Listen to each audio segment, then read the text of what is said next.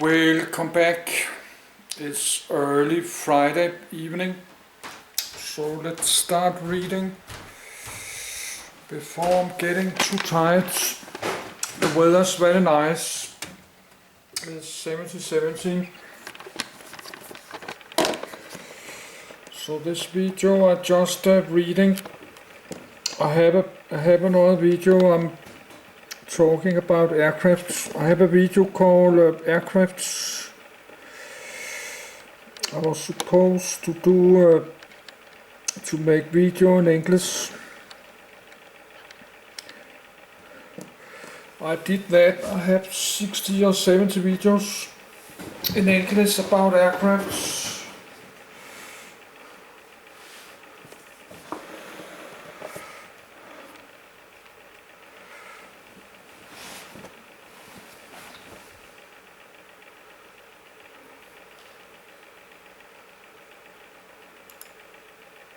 Martin / General Dynamics RB-57F Canberra.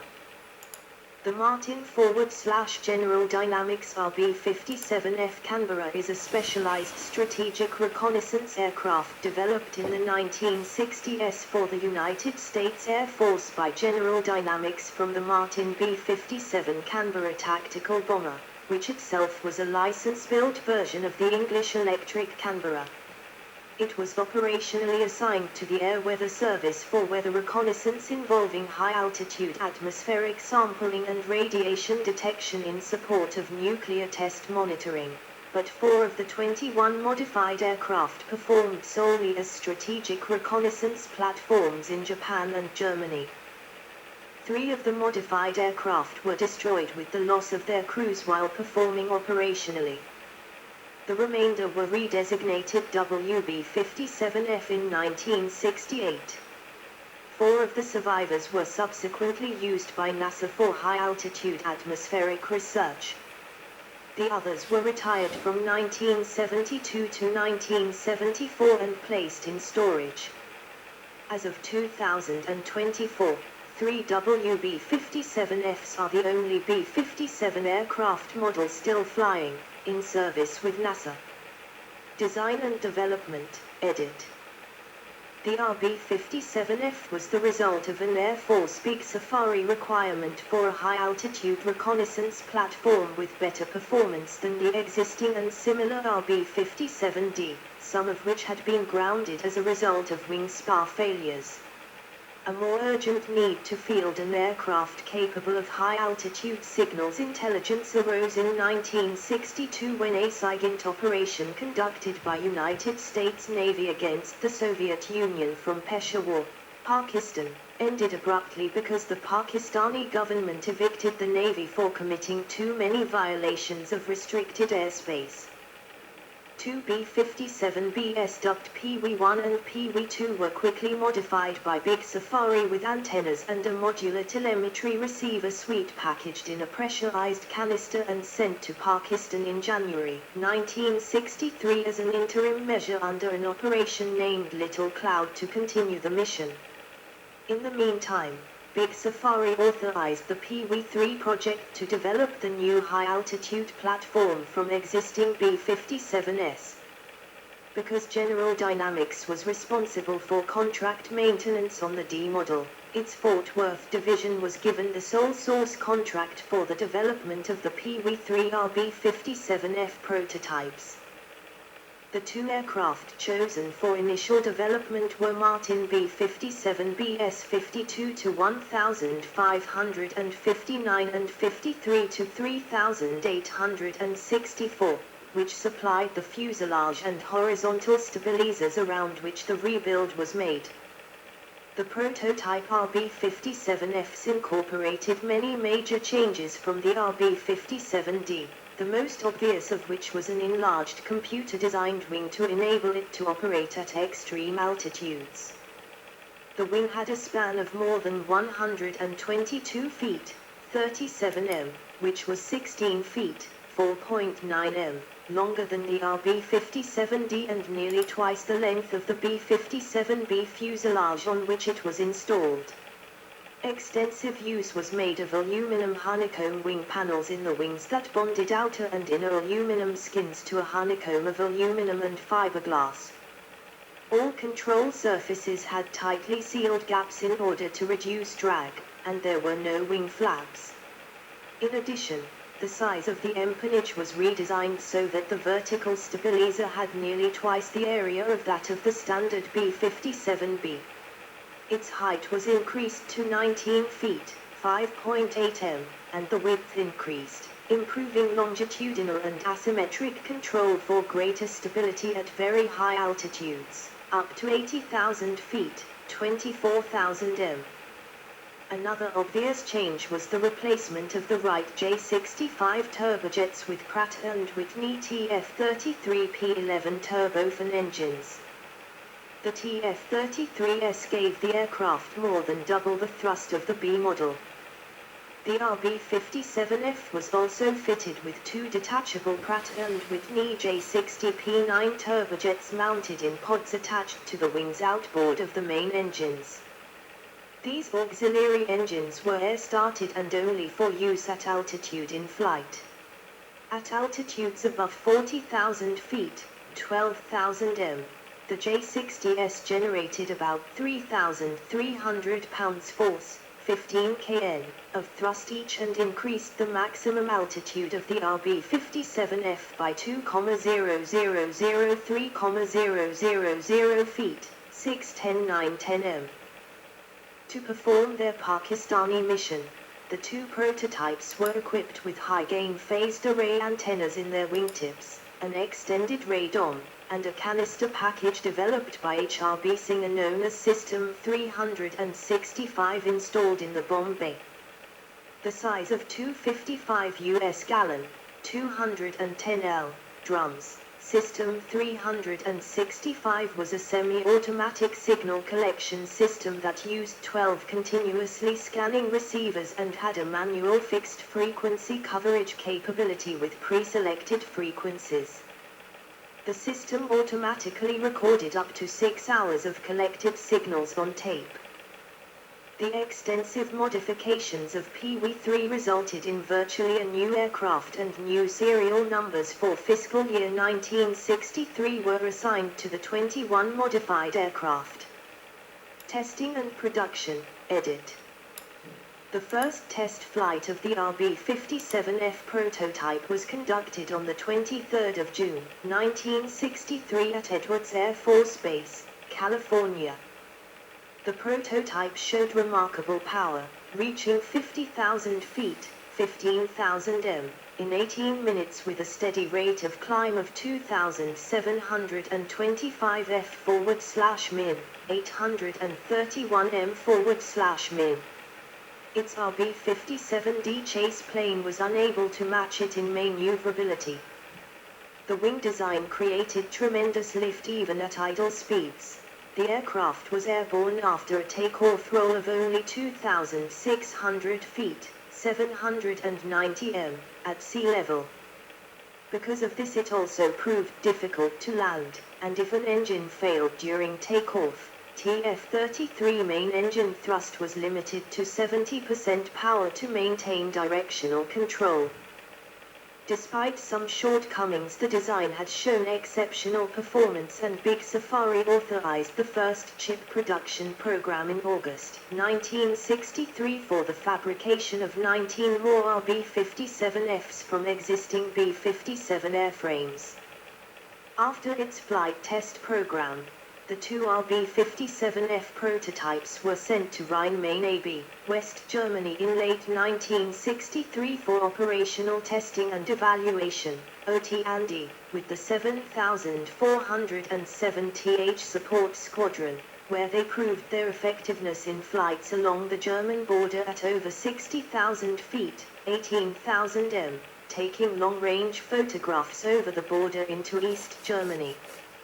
They also flew reconnaissance missions over the Baltic Sea. They returned to the United States in February 1964 and were assigned to the 58th Weather Reconnaissance Squadron at Kirtland Air Force Base, New Mexico. High-altitude flights required the wearing of David Clark Company a /P-22S2 and later a /P-22S4 full pressure suits, and crew pre-flight preparations were similar to those used by U-2 and SR-71 crews. The initial run of 12 aircraft for the first chip program were converted from the 1952/1953 serial blocks of B-57B aircraft still on active duty, including the two sent to Pakistan as PW-1 and PW-2. They were delivered one a month through 1964. The last, first chip 12 and formerly PW-2, was retained as a test bed in Fort Worth. The next four conversions were to RB-57DS that were taken out of storage under a follow-up program called Second Slice, delivered between April 1965 and February 1966. The final three were converted from RB-57 aircraft and delivered in March 1967. The converted RB-57s differed from earlier first chip conversions by the addition of a Mk3 impact probe in the bomb bay. In March 1968 the 63-13286 prototype was also upgraded to the first chip standard and the two phases renamed in accordance with newly established Big Safari nomenclature that required two-word code names beginning with Rivet. The first chip aircraft were renamed Rivet Chip and the second slice as Rivet Slice. The production aircraft were further modified with new TF-33P11 engines that delivered even greater thrust than those of the prototypes. Foil systems developed in 1962 for the WC-130B to collect particulate debris from nuclear tests were installed in the bomb bay and the fuselage beside the cockpit. The wings had four hard points on which to mount the J-60 engines and air particulate sampling pods. A gaseous sampling system was housed in the fuselage, and a Ka-56 downward-looking panoramic camera mounted in the nose. Two aircraft were additionally modified to carry the beloved 707-1000 long-range camera, which had a 240-inch, 6,096 mm. focal length that resulted in its reference designation of Big Item. These high-altitude side-looking cameras, secured by a roll-stabilized mount, could take oblique shots at 5 to 15 degrees below the horizon up to 60 nautical miles, 110 kilometers, range from the aircraft and provide 30-inch, 76 centimeters, high-resolution images. The electronics were also updated on the standard F model. The nose of the aircraft was lengthened to house sophisticated navigational equipment along with sensitive detection equipment for gathering SIGINT /ELINT intelligence. The cockpit was provided with a modified Lear MC-1 autopilot. The average cost of each RB-57F conversion approximated $1.5 million. Operational history, edit. Weather reconnaissance, edit. The official mission of the RB-57F was weather reconnaissance, and all RB-57Fs were assigned to meteorological units of the 9th Weather Reconnaissance Wing, Air Weather Service, Military Air Transport Service, MATS, headquartered at McClellan Air Force Base, California.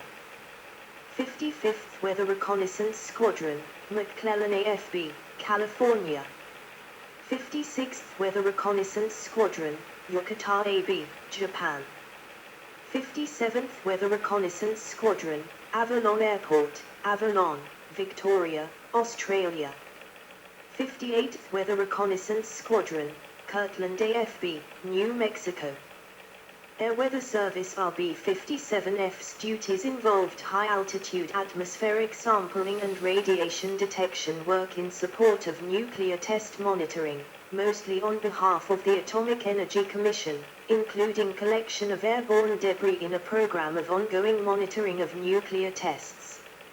Most of this activity was centered on nuclear tests carried out in People's Republic of China, but monitoring air in the aftermath of U.S. underground nuclear tests was also conducted. One RB-57F is known to have been used for research into airborne laser equipment by the Air Force Logistics Command Research Laboratory at Kirtland AFB. In 1968, the Air Weather Service's RB-57Fs were redesignated WB-57F. Strategic Reconnaissance, edit. MATS, and its successor organization Military Airlift Command, was frequently used by the USAF for clandestine, special operations missions prior to the establishment of Air Force Special Operations Command in the 1980s. The RB-57F, with its extreme high-altitude ceiling, was frequently used as a strategic reconnaissance platform.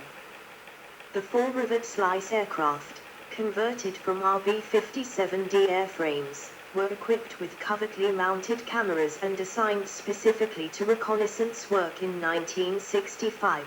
Rivet Slice 2 and 3 with the 6091 ST Reconnaissance Squadron at Yucatan AB, and Rivet Slice 1 and 4 with the 7407 TH Support Squadron at Rhine-Main AB.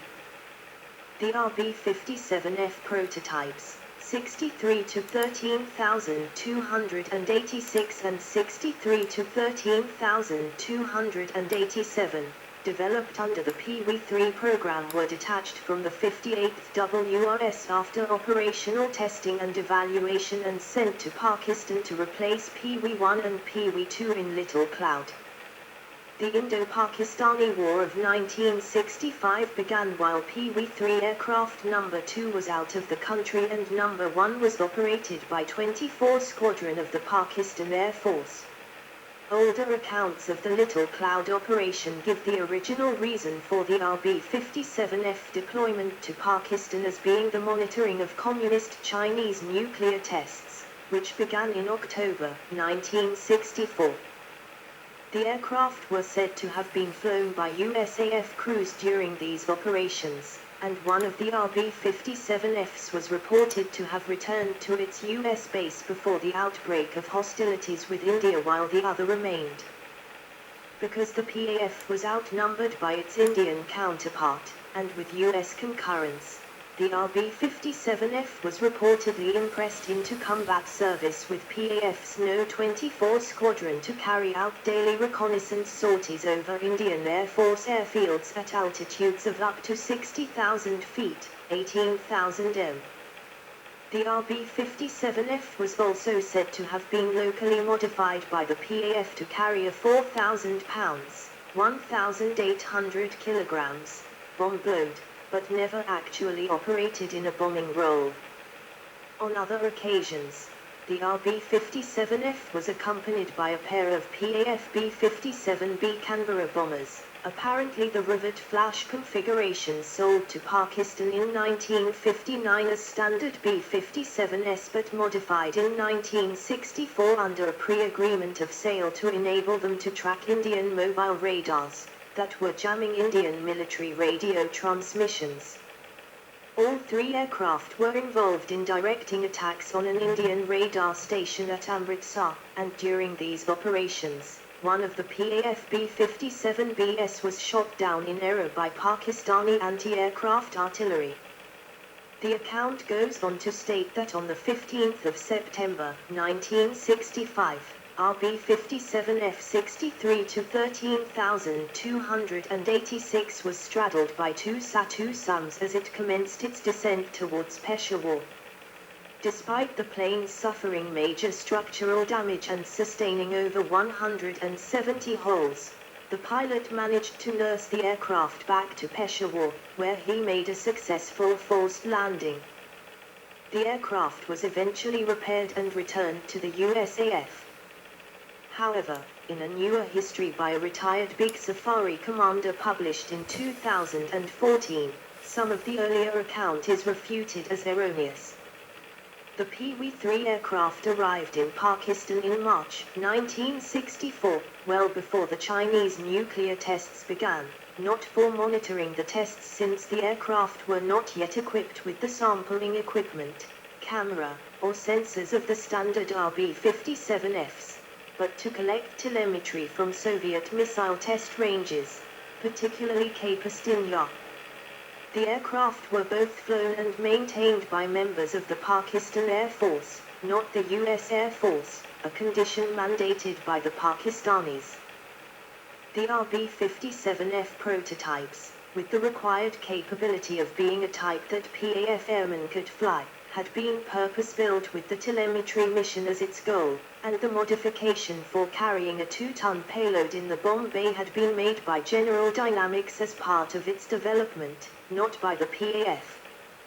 From April to October 1965, the two RB-57s each underwent an annual 3-month depot maintenance recycle at the General Dynamics plant in Fort Worth, required by Big Safari rules, which was where PW3 No. 2 was when the air war began on the 1st of September 1965. One member of the USAF crew sent by the Big Safari office to retrieve the damaged RB-57 doubts that the aircraft was used in the role described as its sensors were tailored specifically for the telemetry mission and of no value in combat, and that it operated in an area away from Indian airspace. Peshawar is located 70 miles, 110 kilometers, from the closest international frontier with India and was almost 100 miles, 160 kilometers, from the nearest battlefront, making damage from Assam highly unlikely. The damage itself was largely superficial, not structural.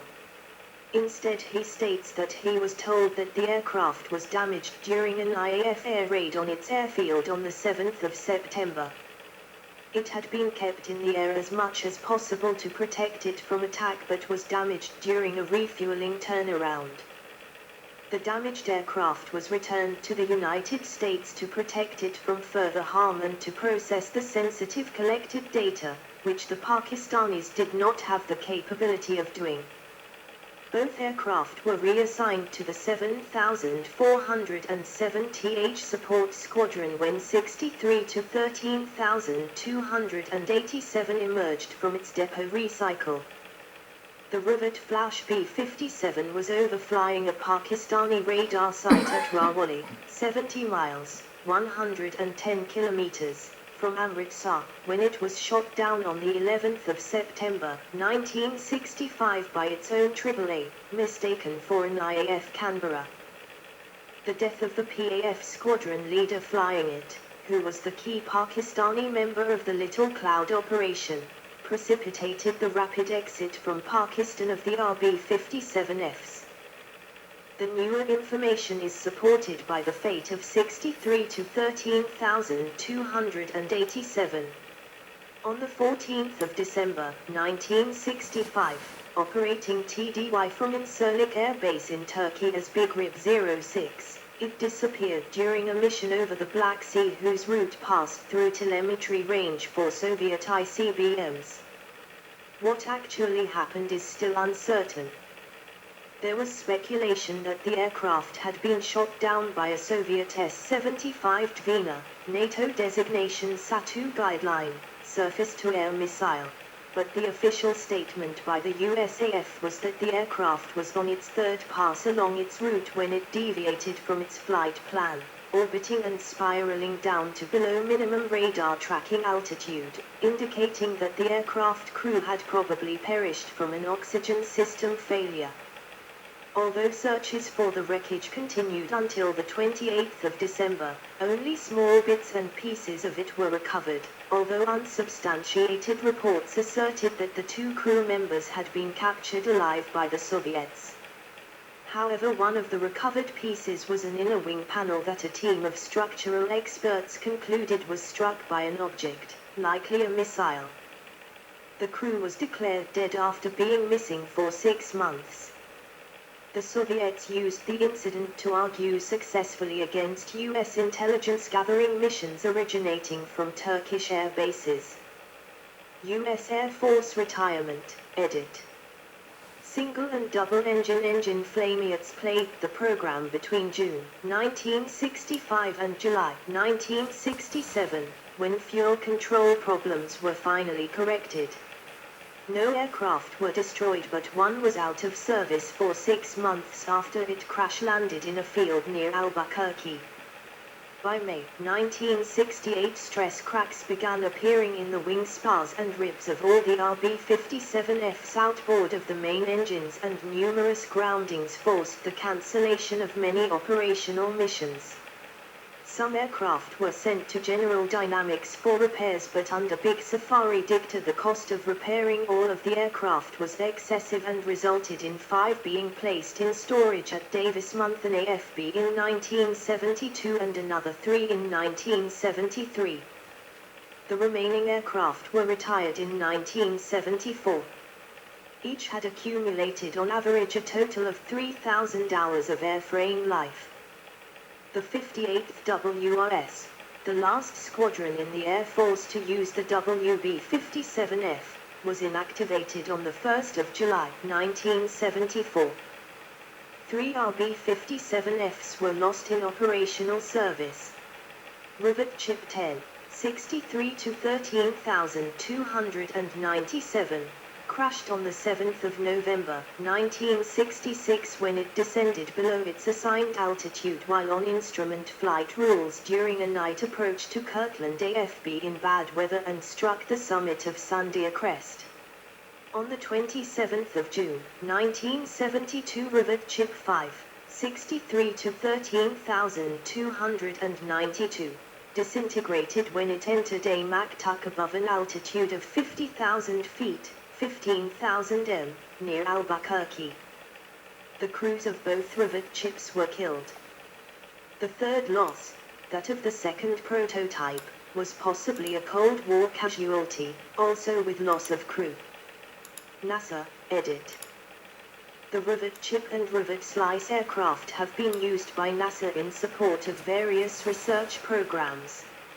NASA first provided funding to modify and operate RB-57F 63 to 13,501 to support the Earth Resources Satellite Program, with modifications taking place at Fort Worth between the 26th of September 1968 and the 14th of July 1969 as Project Rivet RAP. Flying as NASA 925 and known as ESA, Earth Survey Aircraft, number 3, the RB-57F was used as a flying test for the evaluation of multispectral sensors in a near-space environment to collect data to be correlated with similar data collected at low altitude and on the ground. The Air Force contracted with NASA to provide the aircraft on the condition that its sensor package be easily removed to reconfigure the aircraft quickly for its national security mission if necessary. The Rivet RAP was therefore modified to carry aerodynamically fed, plug-in pallets developed by General Dynamics to house both NASA and Air Force primary mission equipment. These pallets fit into the bomb bay and connected with existing electrical and cooling outlets and had removable operating consoles that could be fitted into the backseat station in the cockpit.